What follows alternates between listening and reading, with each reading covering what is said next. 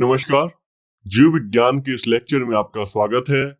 आज हमारी चर्चा का विषय है पादप संबंधी विज्ञान। तो आज हम अपने इस लेक्चर में पादप संबंधी चर्चा करेंगे, पेड़ पौधों संबंधी चर्चा करेंगे और उनका अध्ययन करेंगे विज्ञान की दृष्टि से। तो जैसा कि हम जानते हैं, सबसे पहले पादपों के बारे में बात करने में, पादपों के जनन अंगों के बारे में बात करने से पहले हम जान लेते हैं कि वर्गीकी के बारे में जान लेते हैं। क्योंकि विज्ञान में, जीव विज्ञान में एक शाखा होती है जिसमें जीव जंतुओं की समानता के आधार पर व असमानताओं के आधार पर उनको समूह में बांटा जाता है, तो इसको वर्गीकी कहा जाता है। तो वर्गीकरण विज्ञान या वर्गीकी, जिसको टैक्सोनॉमी भी बोला जाता है, इसको सबसे पहले कैरोलस लीनियस नाम के एक व्यक्ति हुआ करते थे, कैरोलस लीनियस। इन्होंने सबसे पहले वर्गीकरण किया था और इन्होंने द्विपद नामकरण पद्धति के हिसाब से वर्गीकरण किया था। द्विपद नामकरण पद्धति के हिसाब से वर्गीकरण किया था, एक पद्धति इन्होंने बनाई थी, इसलिए इनको आधुनिक वर्गीकरण का पिता भी कहा जाता है। ये क्या होता है वर्गीकरण, अभी हम समझ जाएंगे। तो इसके बाद आगे एक और वैज्ञानिक आए जो बहुत ज्यादा महत्वपूर्ण थे, और ये थे विटकर महोदय। विटकर, इन्होंने 1969 में, जो विटकर महोदय थे, इन्होंने 1969 में पांच जगत प्रणाली ये लेके आए। इनका कहना था इस दुनिया में जीवों को, जितने भी समस्त जीव हैं, इनको 5 आधारों में बांटा जा सकता है। ये कौन कौन से आधार हैं? ये है मोनेरा, ये है प्रोटिस्टा, तीसरा है कवक, चौथा है पादप और पांचवा है जंतु। जंतु में सभी जंतु आ जाएंगे, इसमें स्तनधारी भी शामिल है, मानव भी शामिल है। तो इस तरीके से आप देख सकते हैं इसमें एक महत्वपूर्ण जगत है पादप। तो आज हम इसी जगत की चर्चा करने वाले हैं। मोनेरा जगत में कौन कौन जीव आते हैं? इसमें वो एक कोशिकीय प्रोकैरियोटिक जीव आते हैं। आपको याद हो तो हमने जब कोशिका पढ़ी थी, तो हमने कोशिका 2 प्रकार की पढ़ी थी, प्रोकैरियोटिक कोशिका, दूसरा था यूकैरियोटिक। तो ये प्रोकैरियोटिक, जिनमें मतलब शुरुआती कोशिकाएं देखी जाती हैं, जब इस दुनिया में जीव बनने शुरू हुए, ऐसी कोशिकाएं प्राप्त होती हैं इनमें। इनके उदाहरण हो जाएंगे माइक्रोप्लाज्मा जीवाणु, साइनोबैक्टीरिया यानी नीलहर शैवाल इत्यादि जीवों को इसमें शामिल किया जाता है मोनेरा में। ठीक है, तो ये आप याद रखिएगा, नीलहर शैवाल ही बहुत ज्यादा महत्वपूर्ण है, इनको जरूर याद रखिएगा। जीवाणु हम जानते हैं परपोषी और स्वपर्शी दोनों प्रकार के होते हैं, कुछ प्रकाश संश्लेषी भी होते हैं।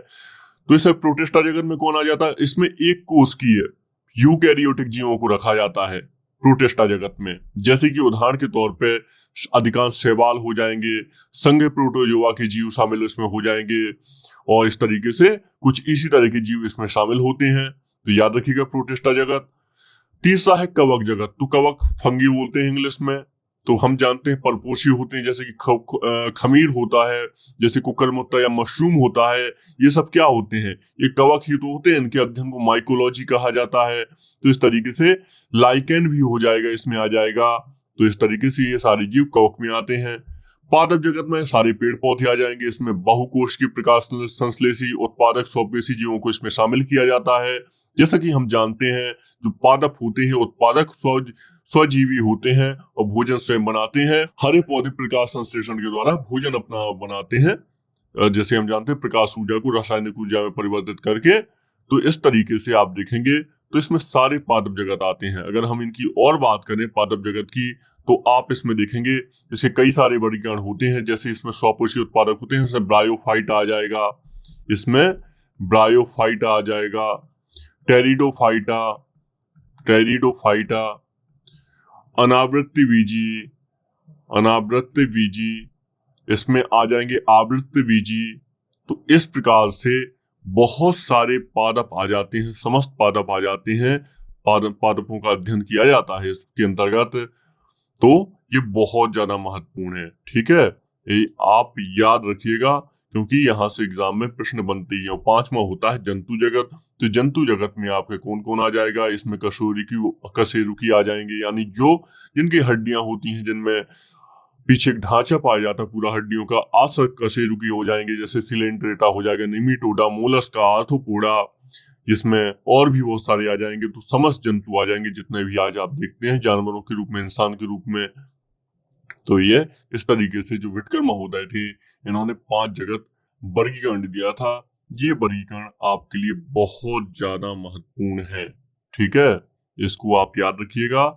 इसमें से कुछ पादपों के बारे में आप जान लीजिए, क्योंकि ये पादप बहुत ज्यादा महत्वपूर्ण है और आपके एग्जाम में सीधे प्रश्न बनते हैं। फिर हम पादप की जनन अंगों के बारे में बात करेंगे और भी कुछ बात करेंगे, ठीक है। क्योंकि कुछ पादप ऐसे होते हैं जो पादप होते हैं नाइट्रोजन की कमी उनमें बहुत ज्यादा होती है। ऐसे पादप क्या करते हैं, बाहर से जीवों को पचा के उनका अपनी जैसे क्रिया को पूरा करते हैं। इसमें घटपर्णी शामिल होता है।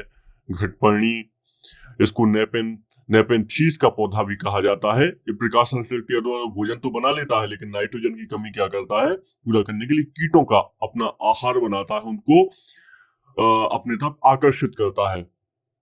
तो इस तरीके से ये महत्वपूर्ण है, ठीक है। इसमें आपके मरुस्थलीय मरुद्भिद पौधे भी आते हैं, जो ये भी मतलब बहुत महत्वपूर्ण है। इनके अंदर कैक्टस, मदार, एलो और ब्रायोफियम इत्यादि पौधे आते हैं। शुष्क वातावरण के प्रति अनुकूलित होते हैं। आप देखते हैं कुछ पौधे होते हैं जिनकी मोटी मोटी पत्तियां होती हैं, जिनमें रस पाया जाता है।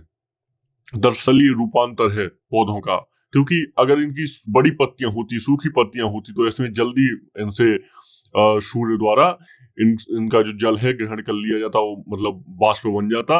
ऐसे में इनका ये एक तरीके से रूपांतरण होता है। जो पत्तियां, जैसे एलोवेरा आपको याद हो, तो इसकी मोटी पत्तियां होती है जिनके अंदर पे कुछ हमको जेल टाइप की पाई जाती है। तो ये पत्तियों का ही रूपांतरण होता है एक तरीके से, ठीक है।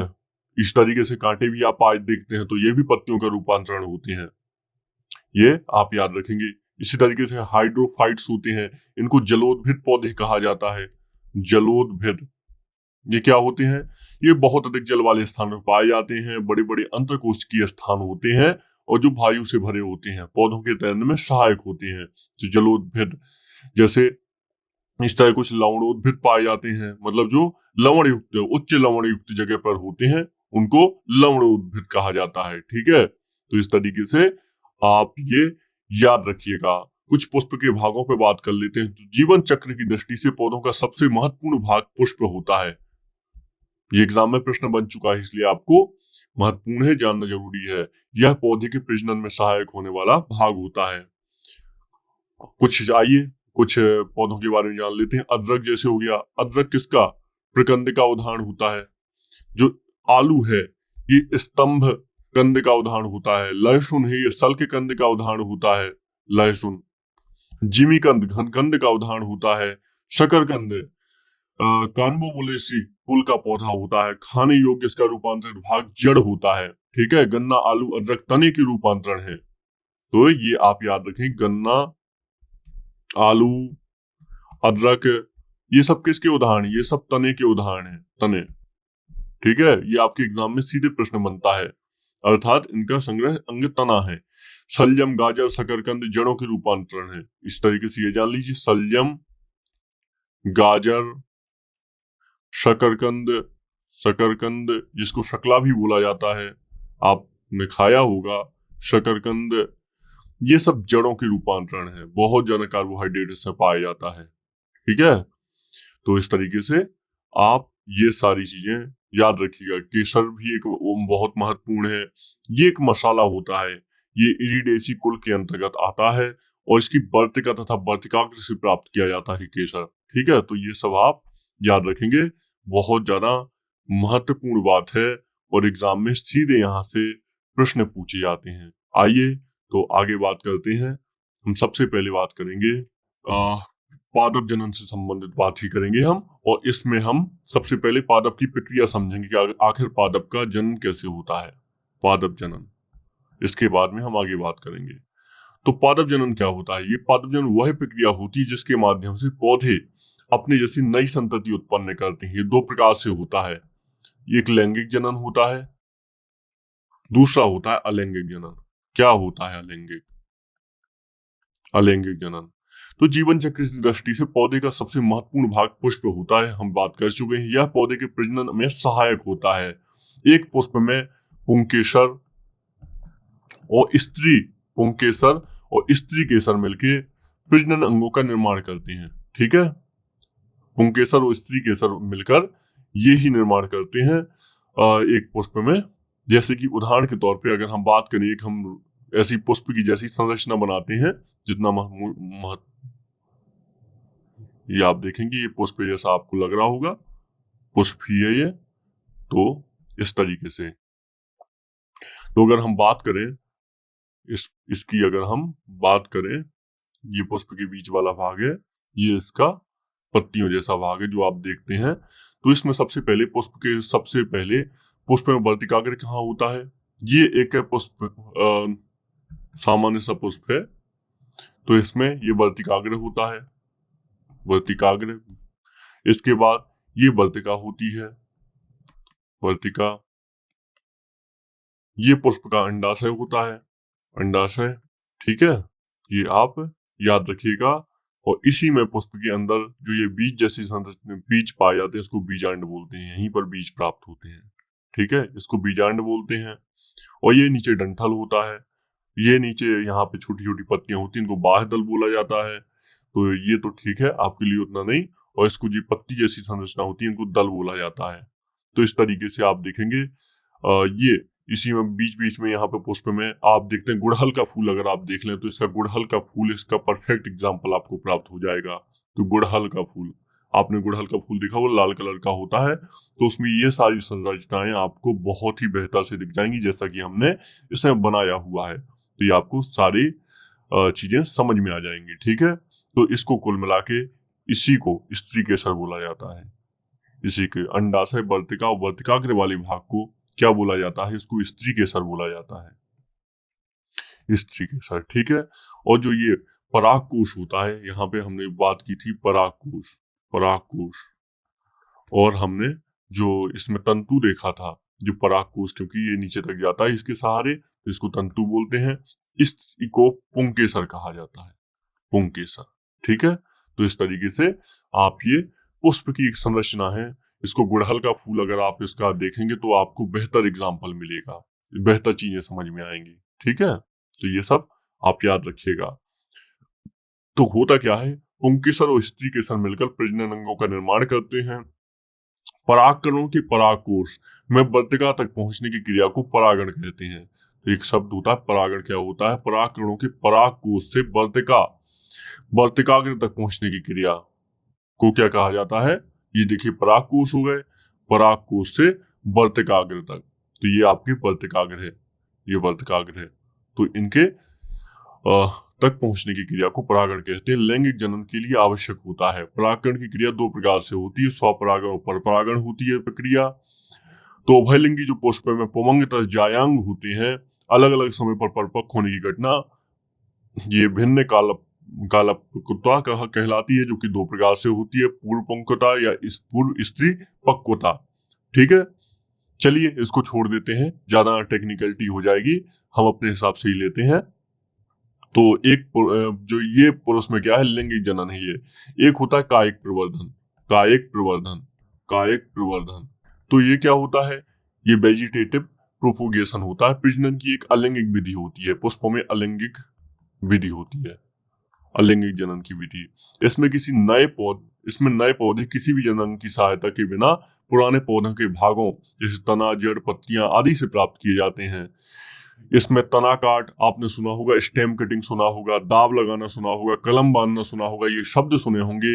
ये आदि इसी की पारंपरिक विधियां होती हैं, कायिक प्रवर्धन के अंतर्गत ही आता है। आपने कलम लगाना तो जरूर सुना होगा, ये शब्द बहुत ज्यादा चलता है, कलम बांधना। इसी तरीके से तना के माध्यम से काट के एक नए पुष्प को उगा दिया जाता है। तो ये सब कायिक प्रवर्धन होती है, अलैंगिक जनन के उदाहरण होते हैं ये। ठीक है, तो ये सब याद रखेंगे। जो लैंगिक जनन होता है, इसके द्वारा उत्पन्न बीजों से पौधे आकारिकी तथा आनुवंशिक रूप से जनकों के समरूप नहीं होते, उनमें विभिन्नताएं हालांकि पाई जाती हैं। तो लैंगिक जनन, अलैंगिक जनन, दो प्रकार के जनन होते हैं, याद रखिएगा। ठीक है, ये सब आपके लिए बहुत ज्यादा महत्वपूर्ण हो जाएगा। आइए बात करते हैं पादप पोषण पे, बात कर लेते, पादप हार्मोनों पे कुछ बात कर लेते हैं, या फिर इसके पहले हम पादप पोषण पे ही बात कर लेते हैं। आइए पोषण पे बात करते हैं हम, जो बहुत ज्यादा महत्वपूर्ण है। ये हम टिश्यू की भी बात करेंगे और जाइलम वगैरह सबकी बात करेंगे। हम एक क्रम से चलते हैं। पादप पोषण, तो हम जानते हैं हरे पौधे स्वपोषी होते हैं, अर्थात ये कार्बनिक पदार्थों का निर्माण स्वयं कर लेते हैं, भोजन का निर्माण स्वयं कर लेते हैं। पौधों द्वारा जल व अकार्बनिक तत्व भूमि से प्राप्त किया जाता है। जल व अकार्बनिक तत्व भूमि से प्राप्त किए जाते हैं तथा अकार्बनिक तत्व भूमि में खनिजों के रूप में उपस्थित होते हैं, हम जानते हैं। ये खनिज तत्व पोषक तत्व कहलाते हैं। ठीक है, तो पौधों को जो अपना जीवन चक्र नियमित रूप से पूरा करने के लिए विकार रहित समुचित विकास के लिए 17 अनिवार्य तत्वों की आवश्यकता होती है। ठीक है, इनको चिन्हांकित किया गया है जो पौधे के लिए महत्वपूर्ण होते हैं। 9 तत्व इनमें से जो होते हैं ये तो बृहद मात्रा में होते हैं तथा दीर्घ मात्रा पोषक तत्व कहलाते हैं, जबकि 8 तत्वों को लघु मात्रा में होती जिन्हें सूक्ष्म पोषक कहा जाता है। तो सूक्ष्म पोषक तत्वों की सांद्रता प्राय 1 ppm से कम होती है। इनमें क्या क्या हम गिनेंगे? इनमें हम गिनेंगे कार्बन, हाइड्रोजन, इनमें ऑक्सीजन हो जाएगा, इनमें नाइट्रोजन हो जाएगा, इसमें फास्फोरस हो जाएगा, इसमें पोटेशियम हो जाएगा, इसमें सल्फर हो जाएगा, इसमें कैल्शियम हो जाएगा, इसमें मैग्नीशियम हो जाएगा। ठीक है, मैग्नीशियम हो जाएगा। ये दीर्घ पोषक तत्व हैं। ठीक है, दीर्घ मात्रा वाले पोषक तत्व हैं जिनकी अत्यधिक मात्रा चाहिए होती है पुष्पों को या फिर किसी भी पादपों को। और जो कम लघु मात्रा वाले तत्व होते हैं ये होते हैं बोरॉन, ये होते हैं क्लोरीन, ये होते हैं कॉपर, ये होते हैं लौह, फेरस, ये होते हैं मैग्नीज और ये होते हैं मोलिब्डेनम और इसमें निकेल और जिंक। तो ये सारे जो तत्व होते हैं ये बहुत महत्वपूर्ण तत्व होते हैं जो पौधों के पोषण के लिए अत्यंत आवश्यक होती हैं। 17 तत्वों को चिन्हांकित किया जाता है। ठीक है, ये आप याद रखिएगा। इसमें आप एक शब्द देख रहे हैं जो वस्कुलर टिश्यू में जाइलम, तो जाइलम को क्या कहा जाता है? इसको जल संवाहक ऊतक कहा जाता है, जल संवाहक ऊतक। ठीक है, जल संवाहक ऊतक कहते हैं, वाटर कंडक्टिंग टिश्यू भी कहते हैं। इसका कार्य क्या होता है? अवशोषित जल तथा खनिज लवणों को पौधे के विभिन्न भागों तक पहुंचाना। ये क्या करता है? पौधे के द्वारा जो अवशोषित कर लिए जाते हैं खनिज उनको विभिन्न भागों तक ये पहुंचाता है, विभिन्न भागों तक। ठीक है, इस तरीके से ये जाइलम कार्य करता है। यह 4 प्रकार की कोशिकाओं यथा वाहिनियों, वाहिकाएं, काष्ठ निर्मित तथा काष्ठ तंतु से निर्मित होता है। तो ये क्या होता है? जाइलम इस तरीके से निर्माण होता है। फ्लोएम भी होता है। आइए इसको देख लेते हैं। फ्लोएम, इसको बास्ट ऊतक भी कहते हैं। क्या कहते हैं इसको? बास्ट ऊतक भी, बास्ट। इसका प्रमुख कार्य क्या होता है? पौधों के हरे भागों में निर्मित भोज्य पदार्थों को दूसरे भागों में स्थानांतरित करना है। पौधे के जो हरे भाग होते हैं उनमें निर्मित भोज्य पदार्थों को पौधे के दूसरे भागों में स्थानांतरित करना है। यह 4 प्रकार की कोशाओं यथा चालनी, अवयव, सखी कोशाएं, फ्लोएम मृदुतूक एवं फ्लोएम तंतु से निर्मित होता है। ठीक है, तो ये फ्लोएम होता है, इसका भी ये कार्य होता है। तो ये आप दोनों याद रखिएगा। इसमें एक जो पौधे की हमें बात करनी है, इसमें अमरबेल की हमें बात करनी है। अमरबेल, तो अमरबेल पूर्ण स्तंभ परजीवी है। ये क्या है? आपके एग्जाम में प्रश्न बन चुका है, इसलिए आपको बताया जा रहा है। पूर्ण स्तंभ ये परजीवी होता है, पूर्ण स्तंभ परजीवी ये होता है। इसको टोटल स्टेम पैरासाइट बोलते हैं। ये आवृत्तिबीजी पौधा होता है तथा इसका तना पतला, दुर्बल और पीले रंग का होता है। तना पोषक के चारों ओर लिपटकर परजीवी मूल द्वारा भोजन, खनिज लवण और जल प्राप्त करता है। यानी ये जो अमरबेल होती है, आपने देखा वो घरों में होती भी है, दूसरे पौधों के पोषण चूस के अपना पोषण पूरे करती है। तो इस तरीके से अमरबेल के बारे में आपको पता होना चाहिए। तो ये हमने देखा कुछ टिश्यूओं के बारे में। जैसा कि हम जानते हैं जो पौधे होते हैं ये प्रकाश संश्लेषण की विधि के द्वारा अपना, जो अन्य सभी पौधे होते हैं प्रकाश संश्लेषण की विधि के द्वारा अपने पोषक तत्व प्राप्त करते हैं। तो इसमें क्या होता है? ये सूर्य से प्रकाश ऊर्जा को ग्रहण कर कार्बन डाइऑक्साइड तथा मृदा से शोषित जल द्वारा कार्बोहाइड्रेट्स का निर्माण करते हैं और ऑक्सीजन का उत्पाद के रूप में बाहर निकालते हैं। प्रकाश संश्लेषण की पूरी क्रिया को हम देख चुके हैं। क्या इसकी क्रिया क्या होती है? 6CO2 plus 12H2O is equal to प्रकाश और पर्णहरिम की उपस्थिति। पर्णहरिम को क्लोरोफिल भी बोला जाता है। ठीक है, इंग्लिश में। पर्णहरिम की उपस्थिति में ये ग्लूकोज बनाते हैं। C6H12O6 प्लस 6H2O जल प्लस 6O2 गैस प्लस ऊष्मा, 6O2 ऑक्सीजन प्लस ऊष्मा को सृजित करते हैं। इस तरीके से प्रकाश संश्लेषण की क्रिया होती है। आपको पता होना चाहिए। तो पृथ्वी पर कुल प्रकाश संश्लेषण का लगभग 90% भाग जलीय पौधे व शैवालों के द्वारा होता है। तो कभी बोला जाता है ना कि आखिर क्यों है महासागर जरूरी, तो महासागर इसलिए जरूरी है कि जो महासागर में शैवाल पाए जाते हैं ना, ये बहुत बड़ा कार्बन सिंक है। तो कार्बन डाइऑक्साइड को बहुत बड़ी मात्रा में अवशोषित करके रखे हुए हैं। तो इसलिए अगर जो समुद्र का जल अधिक गर्म होता है तो इससे क्या होता है, वेपराइजेशन की प्रोसेस होती है, तो इससे क्या होता है, ये शैवाल जो तलहटी पर है ऊपर आ जाते हैं, कार्बन डाइऑक्साइड को रिलीज कर देते हैं। इससे क्या है, ग्रीन हाउस गैस हमारी दुनिया में बढ़ती है। तो इसलिए जो समुद्र गर्म हो रहे हैं तो इनके चिंता का विषय माने जा रहे हैं। ठीक है, तो पृथ्वी पर कुल विकास संश्लेषण में से 90% भाग जलीय जो पौधे हैं और शैवालों के द्वारा किया जाता है। इसमें लगभग 80 से 85% भाग समुद्र में, 5 से 10% भाग नदी तालाब आदि में होता है। तो ये आप याद रखिए, 80% से 85% समुद्र में होता है। पौधों की प्रकाश संश्लेषण की क्रिया द्वारा उत्पन्न समस्त ऑक्सीजन जल से प्राप्त होती है। पौधों की जो प्रकाश संश्लेषण की क्रिया से उत्पन्न समस्त ऑक्सीजन जो होती है जल से प्राप्त होती है। तो ये याद रखेंगे। ठीक है, इसके अतिरिक्त आपको एक चीज और पता होना चाहिए, विकास संश्लेषण क्रिया द्वारा हरे पौधे भोज्य पदार्थ कार्बोहाइड्रेट का निर्माण करते हैं। इस क्रिया में पौधे प्राकृतिक रूप से सूर्य के प्रकाश में ऊर्जा ग्रहण करते हैं, किंतु समुद्रीय शैवाल जो होते हैं, जो समुद्र के शैवाल होते हैं, ये चंद्रमा के प्रकाश में भी क्रिया करते हैं तथा विद्युत प्रकाश में भी पौधों में प्रकाश संश्लेषण की क्रिया होती है, जो शैवाल वगैरह होते हैं। तो आप देख रहे हैं कितने महत्वपूर्ण है। इसीलिए अगर कहीं कोई पूछे कि महासागरों का उपयोग क्या है, तो महासागरों का उपयोग ये भी है, कार्बन के बहुत बड़े सिंक के रूप में कार्य करते हैं, कार्बन का अवशोषण करते हैं। प्रकाश अवशोषित करने वाले अणुओं को प्रकाश संश्लेषी वर्णक कहते हैं, जो क्लोरोप्लास्ट के गिरना भाग में पाए जाते हैं। ये मुख्यतः नीला, बैगनी, लाल व नारंगी किरणों का अवशोषण करते हैं। ठीक है, प्रकाश संश्लेषण क्रिया क्लोरोप्लास्ट नामक कोशिकांग में संपन्न होती है। क्लोरोप्लास्ट में हरे रंग का वर्णन क्लोरोफिल पाया जाता है। मैग्नीशियम क्लोरोफिल का प्रमुख तत्व है। तो कभी कोई पूछे ये वर्णहरिम था, इसका मुख्य तत्व क्या है, तो इसका मुख्य तत्व है मैग्नीशियम। ठीक है, प्रकाश तापक्रम, कार्बन डाइऑक्साइड तथा जल प्रकाश संश्लेषण की क्रिया को नियंत्रित करने वाले बाह्य कारक होते हैं। प्रकाश, तापक्रम, कार्बन डाइऑक्साइड तथा जल, ये जो प्रकाश संश्लेषण की क्रिया होती है, इसको नियंत्रित करने वाले बाह्य कारक होते हैं। प्रकाश संश्लेषण में प्रकाश का तीव्र प्रभाव तीन प्रकार से होता है, प्रखरता, प्रकाश का प्रकार और अंतराल। इन तीनों से प्रभावित होता है प्रकाश संश्लेषण। याद रखिएगा।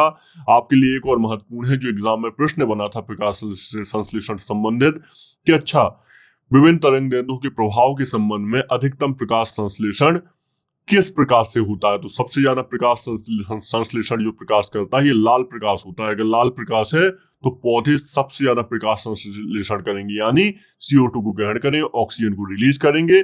कौन से? लाल प्रकाश में। और इसके बाद इसका कितना होता है? 650 नैनोमीटर होता है। जबकि जो दूसरा प्रकाश होता है, इसके बाद में ये होता है नीला प्रकाश। नीले प्रकाश में इसका 475 नैनोमीटर के हिसाब से कार्य करते हैं। तो इस तरीके से देखा जाए तो लाल और नीले प्रकाश में पौधे सबसे ज्यादा प्रकाश संश्लेषण करते हैं। ठीक है, ठीक है, ये आप याद रखिएगा, बहुत ही ज्यादा महत्वपूर्ण है आपका, जो क्योंकि बैगनी रंग का तरंगदैर्ध्य सबसे कम व आवृत्ति सबसे अधिक होती है, लाल रंग का तरंगदैर्ध्य सबसे अधिकतर आवृत्ति न्यूनतम होती है, इसलिए ऐसा होता है। ठीक है, ये आप याद रखिएगा, बहुत ज्यादा महत्वपूर्ण है। आइए बात करते हैं पादप हार्मोन पर। क्या होते हैं पादप हार्मोन? अभी हम इस पर बात करेंगे। फोटोसिंथेसिस पर हम बात कर चुके, हार्मोन्स। अब हम पादप हार्मोन्स पर बात करेंगे। आइए, तो पादप हार्मोन क्या होते हैं? जैसे कि आप जानते हैं, ये कार्बनिक पदार्थ होते हैं जो पौधों के एक भाग में प्राकृतिक रूप से बनते हैं तथा दूसरे में स्थानांतरित होते हैं। ये वृद्धि, प्रजनन, अनेक उपापचयी क्रियाओं को प्रभावित व नियमित करते हैं। हार्मोन शब्द का प्रयोग हम जानते हैं किस लिए किया जाता है, हमने उसमें ही पढ़ा था जब हम मानव सारे कार्य की पढ़ रहे थे, तब हमने पढ़ा था उत्तेजित करने वाला पदार्थ। इसके अनुसार हार्मोन शब्द का उपयोग होता है। इसका जो सर्वप्रथम उपयोग था स्टर्लिंग ने किया था 1906 में। ठीक है, उनके अनुसार वे पदार्थ जो जंतुओं में नलिका विहीन ग्रंथियों द्वारा स्रावित होते हैं तथा शरीर के विभिन्न भागों में फैलकर कुछ विशेष क्रियाओं को क्रियान्वित करते हैं, हार्मोन कहलाते हैं।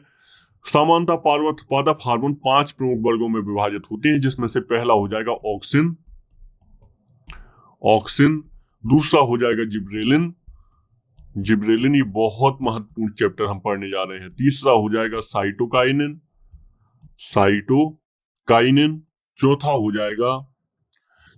जाएगा एथिलीन, एबिसिक अम्ल, एब्सिसिक अम्ल, एब्सिसिक अम्ल। और पांचवा हो जाएगा इसमें से, ये हो जाएगा आपका एथिलीन, एथिलीन। तो ये कुल मिला के 5 जो प्रकार होते हैं ये पादप हार्मोनों के। पादप हार्मोनों को वृद्धि नियामक पदार्थ भी कहा जाता है, जो वृद्धि वर्धक तथा वृद्धि रोधक दोनों रूप में कार्य करते हैं। जो ऑक्सिन, जिबरेलिन तथा साइटोकाइनिन ये होते हैं, ये कम सांद्रता पर वृद्धि वर्धक का कार्य करते हैं, कम सांद्रता पर वृद्धि वर्धक का कार्य करते हैं। किंतु जो एबिसिसिक अम्ल होता है और एथिलीन होता है, कम सांद्रता पर वृद्धि रोधक का कार्य करते हैं, यानी वृद्धि को रोकने का कार्य करते हैं। इन्हें वृद्धि रोधक पदार्थ कहा जाता है। आइए ऑक्सिन के बारे में कुछ जानते हैं। जो ऑक्सिन के प्रयोग में आप देखेंगे, जो टमाटर होता है, संतरा होता है, नींबू होता है, संतरा होता है, नींबू होता है, इस तरह के फल होते हैं, केला होता है, इसके प्रभाव में क्या होता है, बिना परागण वान निषेचन के फल का विकास हो जाता है। ये टमाटर, संतरा, केला, नींबू, अंगूर, इन सब में क्या होता है, बिना परागण और बिना निषेचन के फल का विकास होता है। यह फल बीज रहित होते हैं, वैसे भी हम जानते हैं। इनके पुष्प कलियों में से पुंकेसर निकलकर वर्तिकाग्र के ऊपर ऑक्सीजन का लेपन करने से बीज रहित फल बन जाते हैं। बिना निषेचन के फलों का विकास अनिषेक फलन कहलाता है। ऑक्सीजन का उपयोग अपतरण निवारण तथा फसलों को गिरने से बचाने में भी होता है। ठीक है, वीड डिस्ट्रक्शन से बचाने में भी इसका प्रयोग होता है ऑक्सीजन हार्मोन का। ठीक है, ये आप याद रखिएगा। जो जिब्रेलिन हार्मोन होता है, इसका बौनी प्रजातियों की लंबाई, वृद्धि, पुष्पन, अनिषेक फलन तथा बीजों के अंकुरण में होता है। तो ये बौनी जो प्रजातियां होती हैं, इनके लंबाई और वृद्धि और इनके विकास में इसका उपयोग किया जाता है जिब्रेलिन हार्मोन का। जो साइटोकाइनिन होता है, इसको फाइटोकाइनिन भी बोलते हैं। ठीक है, कहीं पर साइटो की जगह फा लिखाई दे जाए, फाइटोकाइनिन, तो समझ जाइएगा इसी का नाम है। फाइटोकाइनिन कहते हैं। इसका प्रमुख कार्य कोशा विभाजन होता है। क्या होता है इसका कार्य? कोशा विभाजन। यह पदार्थ जीर्णता को रोकता है तथा क्लोरोफिल को काफी समय तक नष्ट होने से बचाता है। यानी जो पदार्थ जीर्णता, जो पेड़ होते हैं जल्दी बूढ़े ना हो, उनको रोकता है तथा क्लोरोफिल को काफी समय तक नष्ट होने से बचा के रखता है साइटोकाइनिन। जो एबिसिसिक अम्ल होता है, ये पुष्पन, कोशा विभाजन, बीजों के अंकुरण को अवरुद्ध करता है। क्या करता है? ये बीजों के, ताकि जल्दी अंकुरण ना हो जाए, बीजों के अंकुरण को अवरुद्ध करता है। इसके अतिरिक्त ये और क्या करता है? कोशा विभाजन, पुष्पन को अवरुद्ध करता है। क्या करता है ये अवरुद्ध करता है, अवरुद्ध, रोकता है। और जो एथिलीन होता है, ये फल को पकाने वाला हार्मोन कहते हैं इसको। क्या कहते हैं? फल को पकाने वाला। ये एग्जाम में प्रश्न बन चुका है। पकाने वाला हार्मोन इसको कहते हैं। यह पौधे के तने के अग्र भाग में बनता है तथा विस्तृत होकर फलों को पकाने में सहायता प्रदान करता है। तो ये इस तरीके से कार्य करता है। एथिलीन पत्तियों, पुष्प, फलों के बिलगन, पौधों से बिलग होने की प्रक्रिया को तीव्र करता है। ठीक है, तो ये आप याद रखिएगा। ये 5 हार्मोन है जो बहुत ज्यादा महत्वपूर्ण है आपके लिए, और एग्जाम में यहाँ से प्रश्न बनते ही बनते हैं। तो आपको ये सब पता होना चाहिए। ठीक है, तो हमने हार्मोन के बारे में भी समझा, और हमने विभिन्न प्रकार के जो 5 हार्मोन थे, इनसे संबंधित कुछ महत्वपूर्ण हमने बातें की। ठीक है, चलिए आइए कुछ आगे भी देख लेते हैं इसी से संबंधित कुछ बात जो आज हमारी चर्चा के लिए महत्वपूर्ण हो सकती है। ठीक है, तो हमने प्लांट रिप्रोडक्शन को पढ़ लिया। हमने इसमें हमने देखा था किस तरीके से, हमने बाकायदा चित्र बना के हमने देखा है कि किस तरीके से महत्वपूर्ण होता है जो प्लांट होता है, इसमें जो रिप्रोडक्शन होता है, जनन होता है, किस तरीके से होता है, हमने देख चुके हैं। ठीक है, इसके अलावा हम बात कर चुके हैं रूट्स पर, हम जड़ पे बात कर चुके हैं, जड़ के रूपांतरण हम देख चुके हैं, क्या होते हैं इसके रूपांतरण। इसमें हमने यहाँ पे जाना था शुरुआत में कि सलजम, गाजर, शकरकंद जड़ों के रूपांतरण होते हैं। गन्ना, आलू, अदरक, ये सब तने के रूपांतरण होते हैं। हम पत्तियों का रूपांतरण भी देखते हैं, जिसके रूप में हम देखते हैं कांटे के रूप में हो जाता है, जब जल उनको नहीं मिलता। इसी तरीके से हमने फ्लावर का देखा कि ये सबसे महत्वपूर्ण जनन अंग होता है किसी भी प्लांट का। ठीक है, तो ये सब हम देख चुके हैं। तो ये हम पढ़ चुके हैं। आइए इनके आर्थिक महत्व पर बात कर लेते हैं जो पुष्पों से संबंधित, ताकि ये आपके लिए बहुत ज्यादा महत्वपूर्ण हो जाएगा। आर्थिक महत्व आपको पता होना ही चाहिए, क्योंकि यही हमारे आज की विषय वस्तु का एक महत्वपूर्ण भाग हो जाएगा। तो आइए आर्थिक महत्व देख लेते हैं। ये हम सब देख चुके हैं। प्लांट जेनेटिक्स क्या है? आजकल हम जानते हैं जीएम फसल बनाई जा रही है, जिसमें क्या होता है, इनके जीन परिवर्तित करके इनको बेहतर फसल उगाई जाती हैं आजकल। जैसे कि आप देखते हैं जीएम ब्रिंजल देखते हैं, जीएम बैगन, जीएम टमाटर देखते हैं। इस तरीके से आप देखते हैं हरित क्रांति में जो एक नई गेहूं की फसल आई थी, वो भी एक तरीके से जेनेटिक मॉडिफाइड फसल थी। जीएम सरसों कुछ टाइम पहले हमारे यहाँ भारत में बनी थी, जिसको हालांकि कोर्ट्स के द्वारा बैन कर दिया गया। तो हमारे यहाँ ये दिल्ली के प्रोफेसर थे, उन्होंने जीएम सरसों का निर्माण किया था। तो इस तरीके से आप देखते हैं लगातार जेनेटिकली मॉडिफाइड कुछ फसलें हमारे यहाँ तैयार हो रही, इसलिए महत्वपूर्ण है। डिसीज कंट्रोल के लिए बहुत सारे प्रोग्राम सरकार के द्वारा चलाए जाते हैं। जैसे कि हम जानते हैं लगातार कुछ नई तकनीकें लाई जा रही हैं। इसमें आपका नैनो यूरिया भी महत्वपूर्ण है। नैनो यूरिया इसलिए महत्वपूर्ण है क्योंकि ये पोषक तो प्रदान करेगा भी, साथ में डिसीज कंट्रोल को भी रोकने का कार्य करेगा। इसके अलावा पिंक बॉलवर्म और अन्य जो बीमारियां हैं पौधों से, जो पौधों को नुकसान पहुंचाती है, उनसे लड़ने के लिए भी सरकार लगातार कार्य कर रही है। जैसे आप जानते हैं जो बॉलवर्म होता है, पिंक बॉलवर्म, ये एक जो जीवाणु है जो फसल को खराब कर देता है, कपास की फसल को। तो इस तरीके से लगातार सरकार कार्य कर रही है। CAIR जिसमें महत्वपूर्ण भूमिका निभा रहा है। ठीक है, तो ये प्लांट बायोटेक्नोलॉजी के अंतर्गत ही आएगा कि जो हम फसलों से संबंधित नए प्रयोग कर रहे हैं और जो हम नए कार्य कर रहे हैं। ठीक है, तो ये आप याद रखेंगे सारे। तो कुछ प्लांट मेडिसिनियल भी यूज के होते हैं, जिनमें क्या होता है, जैसे कि सूरजमुखी जो होता है, सूरजमुखी का तेल जो होता है हृदय रोगों के लिए अच्छा माना जाता है, उपयोगी होता है, क्योंकि इसमें क्या होता है, वसा की मात्रा बहुत ज्यादा कम होती है। तो सूरजमुखी क्या होता है, एस्टेरेसी कुल के अंतर्गत आता है। कौन सी, ये एग्जाम में प्रश्न बन चुका है, एस्टेरेसी कुल के अंतर्गत आता है। यह आवृत्ति बीजी पौधा होता है, जिसका क्या किया जाता है, तेल बनाने में उपयोग किया जाता है। आवृत्ति बीजी का मतलब यानी इससे तेल निकलता है। इसी तरीके से आप लौंग देखेंगे, चंदन, कपूर, पेपरमेंट देखेंगे, ये बाष्पशील सुगंधित तेल प्राप्त किए जाते हैं इन सब से। ठीक है, आंवला जो होता है ये भी औषधीय गुणों के लिए जाना जाता है, क्योंकि इसमें विटामिन C पाया जाता है। इस तरीके से आप देखेंगे कंचन, कृष्णा, बनारसी आदि इसकी उन्नत किस्में होती हैं। आंवला की ही उन्नत किस्में है। ठीक है, ये आप सब याद रखेंगे। तो नीम जो होता है, नीम, ये एजाडिरेक्टेन नामक रसायन पाया जाता है। इसमें क्या पाया जाता है, नीम में ये रसायन याद रखिएगा, एजाडिरेक्टिन, ये रसायन पाया जाता है नीम में। तो ये क्या कार्य करता है, यही कीटनाशक का कार्य करता है, और हम जानते हैं इसके बारे में। तो फिर नीम के जो विभिन्न भागों में चर्म रोग, परजीवी रोग, गर्भ निरोधक, मलेरिया, चेचक, दमा आदि की दवा, सर बिच्छू आदि के विषैले प्रभाव को कम करने की दवा बनाई जाती है। जैसे कि आप जानते हैं जेट्रोफा हो गया, करंजा, नाग चंपा हो गया, नीम हो गया आदि, इनसे बायोडीजल उत्पादन में भी महत्वपूर्ण योगदान लिया जा रहा है। जो जेट्रोफा, करंजा, नाग चंपा, नीम, ये सब से इनका योगदान लिया जा रहा है, ताकि जैव ईंधन बनाया जा सके, पेट्रोल डीजल में मिक्स किया जा सके, इससे ईंधन की हमारी आपूर्ति अच्छे तरीके से होती रहे। तो ये आप सब याद रखेंगे। जो गन्ना होता है, मक्का होता है, इसको भी जैव ईंधन में से एथेनॉल प्राप्त किया जा रहा है गन्ना से। ठीक है, ये आप सब याद रखिएगा। ब्राह्मी एक महत्वपूर्ण पौधा होता है, जो किसका, मेडिसिनियल यूज के लिए होता है। इसका उपयोग ब्राह्मी में क्या होता है, जलनिम में भी इसको कहते हैं। तो इसके क्या होता है, क्योंकि ये क्या कार्य करता है, ये जलासन्न भूमि में पाया जाता है। जल से जो भूमि आसन्न होती है उसमें पाया जाता है। मस्तिष्क पर इसका प्रभाव जाना पड़ता है, क्योंकि ये क्या करता है, बाह्य स्नायु कोषों का पोषण कर उन्हें उत्तेजित कर देती है, और हम स्फूर्ति का अनुभव करने लगते हैं। इसी तरीके से पुदीना हो जाएगा। जो पाचक होता है, तुलसी एक द्विबीजपत्री होता है, शाकीय औषधीय पौधा होता है। तुलसी द्विबीजपत्री एक पौधा है, ये शाकीय औषधीय पौधा है जो कपोत्सारक होता है। ठीक है, इस तरीके से आप ये याद रखेंगे। चाय, कॉफी, कोको, ये मुख्य पेय पदार्थ होते हैं। इनमें क्या होता है, इनमें कैफीन होता है। ये क्या करता है, जो मस्तिष्क को प्रभावित करने वाली उत्तेजक औषधि होती है। तो इस तरीके से हम देखते हैं कुछ बहुत महत्वपूर्ण पौधे होते हैं जिनका अपना ये योगदान होता है, और आर्थिक महत्व भी है इनका।